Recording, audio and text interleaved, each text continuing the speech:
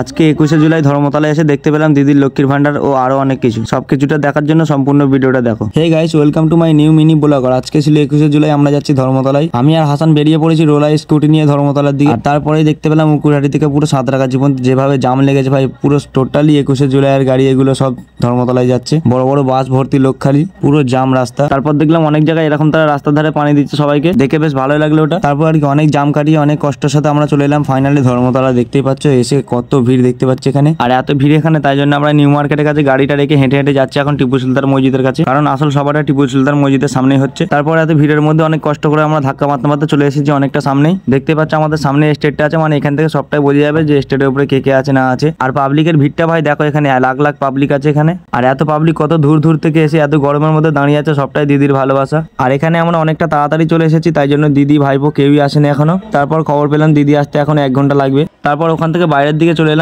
আসার পর দেখতে পেলাম এই যে লক্ষ্মীর ভান্ডার, দেখতেই পাচ্ছ কত সুন্দর সাজিয়েছে এটাকে। তারপর ওনাকে জিজ্ঞাসা করা হলো কোথায় বাড়ি, বললো চেতলা ববির হাকিম। ঠিক বুঝতে পারলাম না জায়গাটা কোথায়, তোমরা যদি কেউ জেনে থাকো একটু বলে দিও। আর আজকে এখানে অনেক কিছু দেখেছি, অনেক কিছু হয়েছে। তারপর সব শেষে আমরা গাড়িটা নিয়ে বেরিয়ে পড়লাম বাড়ির দিকে যাওয়ার জন্য। আর আজকে তোমরা এখানে কে কে এসেছিলে একটু কমেন্টে বলে যাবে। আর টিএমসি লাভার যারা আছে তারা একটু ভিডিওটা বেশি বেশি করে শেয়ার করে দিও। আর এখানে আমি আরো অনেক রকম ভিডিও করেছি, বাট আজকের মতো এটুকুই দেখালাম। আবার দেখা হচ্ছে নেক্সট ভিডিও। আর যে আমাকে ফলো করেনি তাড়াতাড়ি ফলো করে নাও গাইস।